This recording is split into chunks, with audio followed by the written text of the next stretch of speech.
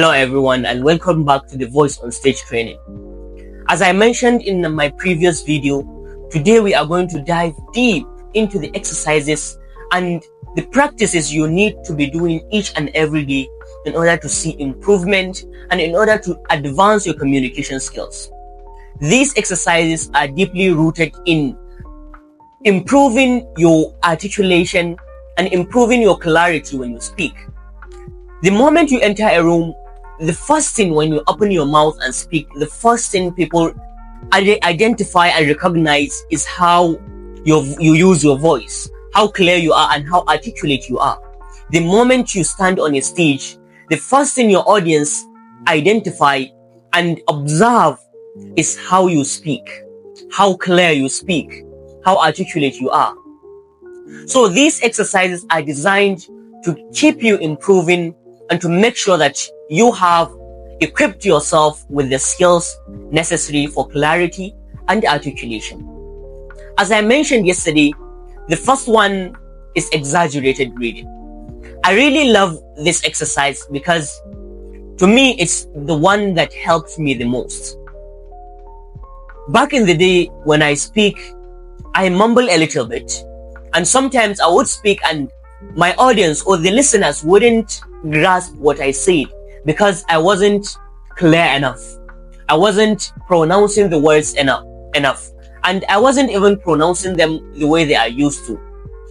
They are supposed to be pronounced. So I found exaggerated reading within my research. What is exaggerated reading? Let me explain. So when you speak a particular language, you are having a set of mouth movement for that particular language. For instance, when you speak Hausa language, you are having a special mouth movement for Hausa language. So also when you speak Yoruba or Igbo or Fulani, you are using a set of mouth movements, and each language is having its unique set of mouth movements. That is why when a native speaker of a different language speak another language, you detect an accent. You detect those mouth movements that he is using. So the mistake that we make is that we take the mouth movements of our native language, let's say Hausa for instance, and then we apply it to another language, English for instance. That is why when we speak, we have that thick accent that is very hard to understand, and then again, we are not clear. Sometimes we mumble. That is why you need exaggerated reading. What it does to your mouth and what it does to you in particular is that it teaches you the new set of mouth movements of that language. In our case, English language. So, get a book, a well-written book. I am having some suggestions and I will share with you some books that you can use as a tool for practicing exaggerated reading.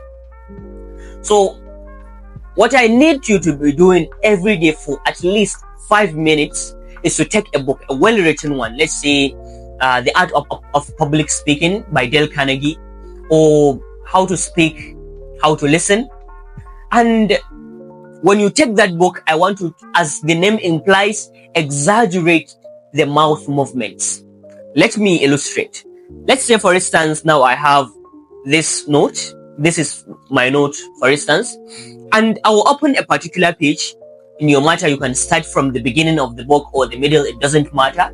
And when you read like this. Did you know that no matter how good you are at something, if you lack communication skills, someone with less talent and better communication will be far ahead of you? You are only as good as you can communicate. The moment I started to communicate more effectively, my life changed. Because that is the skill we need to negotiate the reality we desire. If you observe closely, you will see that I am not reading as normal, or you will observe that I am not reading as I should, a normal way of reading. Rather, I am trying to exaggerate each and every pronunciation and each and every mouth movement. What am I doing? If you do this for just 3 minutes, you will feel your jaws are tired, your mouth and the muscles around it is a little bit sore. That is how you know that you are introducing a new set of mouth movement to your mouth. I hope we are getting the point. So exaggeration mouth movement is something you don't do just once or twice. At least do it for 10 days. Try it for 1, 2, 3, 10 days and evaluate yourself. And at the end of this video, we will see how a person can evaluate himself and see the areas that he should improve and the areas that he is very good at. The next one is tongue twisters. Tongue twisters. So let's see tongue twisters in general. So tongue twisters are something that are as old as language. Every language, every culture are having their own tongue twisters that they use, and they are strategically designed to slip you up. They are designed to make you pronounce words that you are not used to pronouncing. They are designed to make you combine words that are very hard to combine, and then they force you to speak faster than usual.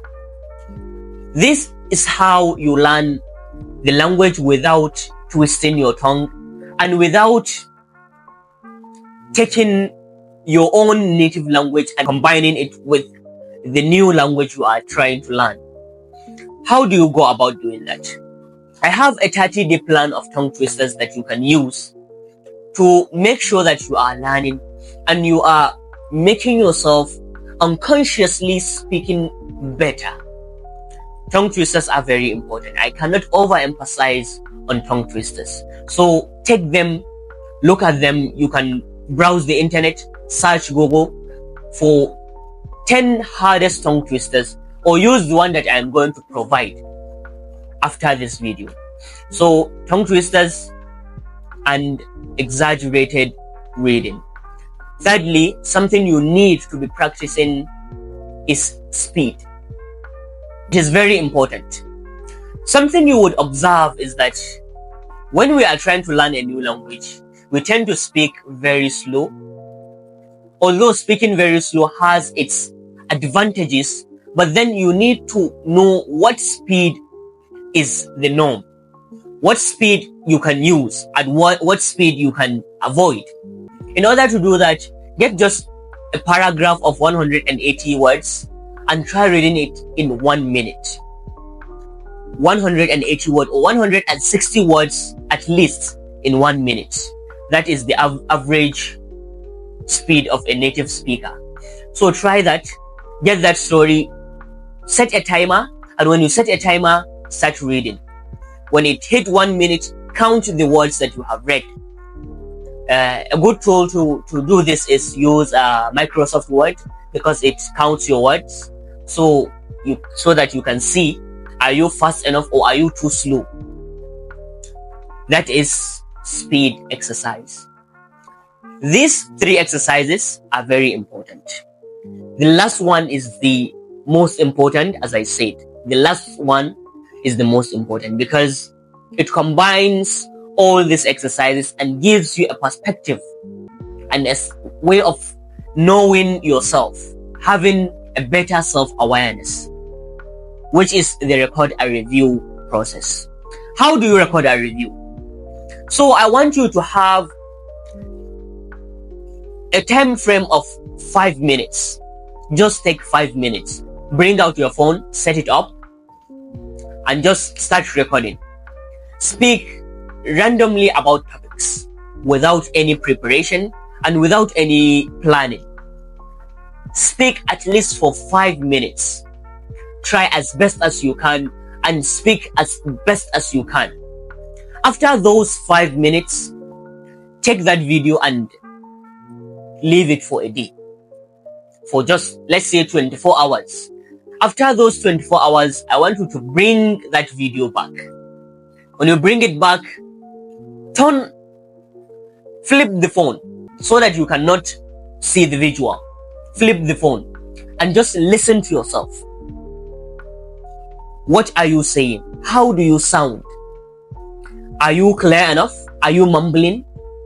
Are you using the right words at the right time? Are you pronouncing the words correctly? Look at your tonality.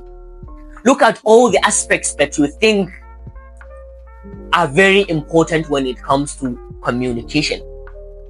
And then the second time you watch that video, I want you to turn off the volume. Without volume, just look at yourself. Observe your body language.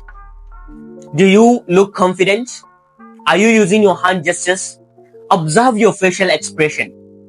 Compare yourself with the best speakers you know. Look at them. How are they doing? How are they presenting? How are they speaking? And compare it to yourself. After this week, you will have all the things you need to evaluate yourself, to see whether you are doing well, to see the areas that you are lacking, and to know how to improve. Something we need to understand is that when it comes to speaking, you cannot learn it by just acquiring information and more knowledge. You need to speak. You need to start making an effort to speak. The first step is sit in a quiet room and speak to your camera. No one is listening. No one is seeing you. Or rather, you can use a mirror. Stand before a mirror and speak. The reason why I prefer you use your phone is that after you record yourself, you can sit down and evaluate. Watch yourself back and see the areas that you can improve. That is why I prefer using your phone rather than using a mirror. And then the last time, I want you to have a transcript of that video. Write the things that you have said. Write them down. Or you can just upload the video on YouTube and extract the transcript. When you extract the transcript, look at it. Do you have any filler words? Are you repeating yourself? Is your message clear? I want you to look at your message in general. That way you can see the areas that, in terms of your message, not how you speak, in terms of your message, you can see the areas that you can improve and you can see the areas that you are lacking. So I know it might be overwhelming at first. All these things that I have mentioned, like how can I do this and that and that and that in just this time frame. So I want you to relax. I am going to take you step by step. In our next session, I will add the things that you need to be looking at when you come to evaluate your video. When you start reviewing your video, when you start recording and reviewing yourself. So we will talk about tonality, your rate of speech, your voice, how you can manipulate your voice, how you are supposed to be using your voice, and how you can use your voice as an instrument. So I hope we are getting the message, and I hope you are dedicated to improving yourself. So what have we learned today? Today we have spoken about exaggerated reading, we have spoken about tongue twisters, and we have spoken about speed practice. These are the things you need to be doing in order to improve your clarity and articulation. Then we spoke about record and review process, how you can evaluate yourself so that you can know the areas that you are lacking and the areas that you need improvements. Inshallah, in our next session, we are going to look at vocal variation, and we are going to deep dive into the ingredients that every good speaker uses. The ingredients of a good speaker. We are going to dive deep into what are the things you need to be doing with your voice when you speak. Thank you for being with me.